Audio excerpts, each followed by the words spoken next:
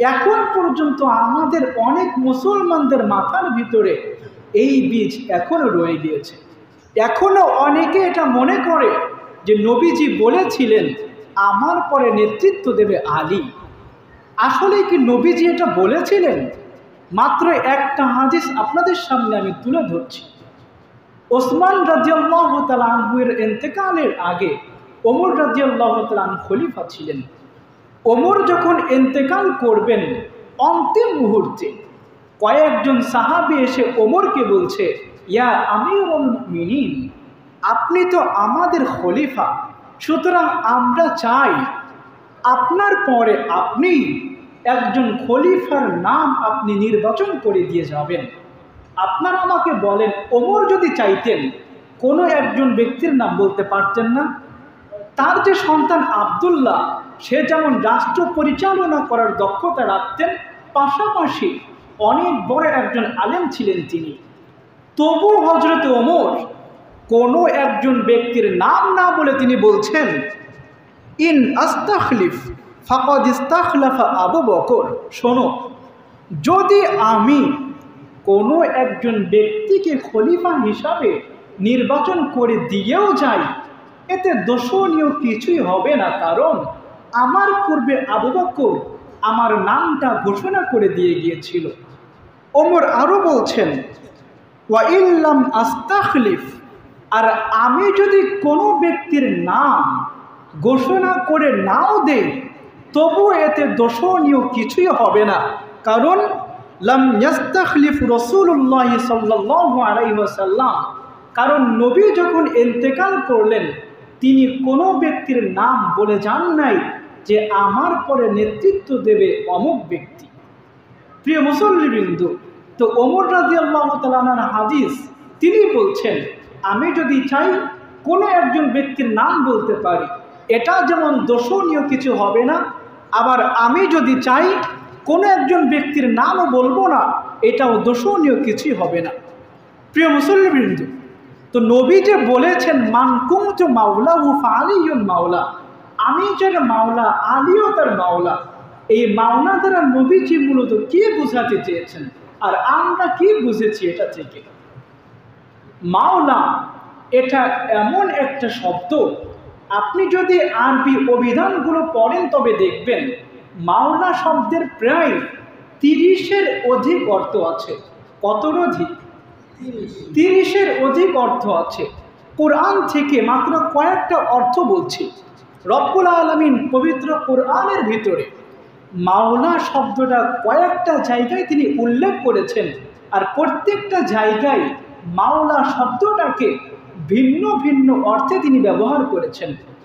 এক নম্বর উদাহরণ হচ্ছে রব্বুল আলামিন বলছেন আনতা মাওলানা ফানসুরনা আলাল কওমিল কাফিরিন।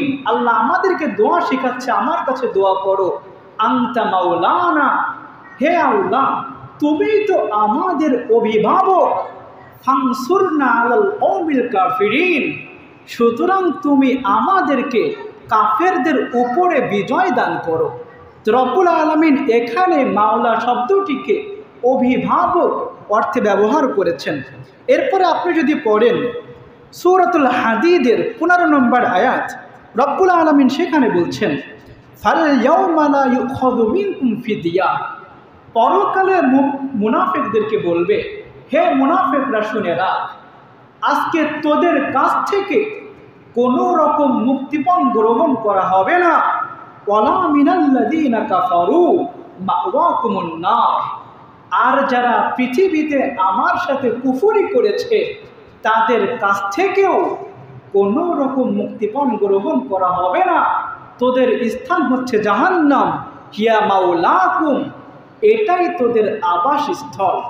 তো রব্বুল আলামিন এই আয়াতের ভিতরে মাওলা এই শব্দটাকে তিনি আবাস স্থল অর্থে ব্যবহার করেছেন। কথাগুলো বোঝার চেষ্টা করবেন। প্রথম আয়াতের ভিতরে মাওলা শব্দ ব্যবহার করেছিলেন কোন অর্থে? অভিভাবক অর্থে। দ্বিতীয় আয়াতের ভিতরে মাওলা শব্দটা ব্যবহার করছেন আবাসস্থল এই অর্থে। 3 নম্বর উদাহরণ হচ্ছে আল্লাহ বলেন সূরাত মুহাম্মাদের 11 নম্বর আয়াত, আল্লাহ বলছেন যালিকা বিআন্নাল্লাহা মাওলাল্লাযীনা আমানু ওয়া আন্নাল কাফিরিনা লা মাওলা লাহুম। আল্লাহ বলছেন, আমি আল্লাহ নিজে জিবরিল আমিন এবং মুমিন বান্দা মুহাম্মদ সাল্লাল্লাহু আলাইহি ওয়াসাল্লামের বন্ধু। তাহলে এখানে মাওলা শব্দ রব্বুল আলামিন বন্ধু এই অর্থে ব্যবহার করেছেন। 4 নম্বরে রব্বুল আলামিন বলছেন, অহুয়া কাল্লুন আলা মাওলা।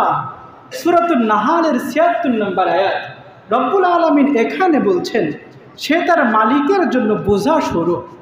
তাহলে এখানে মাওলা শব্দকে বোঝা স্বরূপ এই অর্থে ব্যবহার করেছেন। তাহলে আমরা দেখতে পাচ্ছি মাওলা এটা এমন একটা শব্দ যার অনেকগুলো অর্থ আছে। কয়ের অধিক অর্থ আছে বললাম? 30-এর অধিক অর্থ আছে। এখন আপনারা আমাকে বলেন, নবী যদি একবারও বলতেন আমার পরে নেতৃত্ব দেবে আলী, আপনারা আমাকে বলেন আপনার মেধা কি বলে? সাহাবীরা কি নবীজির কথা অমান্য করতে পারতেন? আরে নবীর কথা শুনে সাহাবীরা নিজের মাতৃভূমি ত্যাগ করেছে। নবীর কথা শুনে সাহাবীরা নিজের জীবনের পরোয়া না করে কাফেরদের বিরুদ্ধে যুদ্ধ করতে গিয়েছে। সেই নবী যদি বলতো সাহাবীরা শোনো আমার পরে নেতৃত্ব দেবে আলী, একজন সাহাবীও নবীজির কথার দ্বিমত পোষণ করতো না, সমস্ত সাহাবী মাইনা নিত। তার মানে নবীজি এটা বলেন নাই আমার পরে আলী নেতৃত্ব দেবে। এই হাদিসের মাধ্যমে নবীজি বোঝাতে চেয়েছেন, মান কুনতু মাওলাহু ফাআলাইহুল মাওলা, আমাকে তোমরা যারা বন্ধু মনে করো আলীও তোমাদের বন্ধু, আলীকেও তোমরা বন্ধু মনে করবা। এই জন্য সাহাবীরা আলীকে ভালোবাসতেন। সুতরাং নবীজি এটা বলে গিয়েছেন যে আমার পরে নেতৃত্ব দেবে আলী। যারা এটা বলে নিঃসন্দেহে স্পষ্টভাবেই তারা ভ্রান্তিতে নিমজ্জিত রয়েছে প্রিয় ভাইয়েরা। বরং নবীজির পরে যে আবু বকর খলিফা হবে এই ব্যাপারে নবীজির ইঙ্গিত ছিল। কিভাবে আপনি বুঝবেন?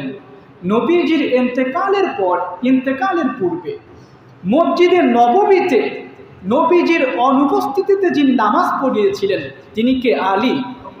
তিনি কে? আবু বকর। কতদিন পর্যন্ত? 17 ওয়াক্ত নামাজ পড়িয়েছিলেন। কত ওয়াক্ত নামাজ? 17 ওয়াক্ত নামাজ যিনি পড়ালেন। ইমাম মানে কি? ইমাম মানে চাকর?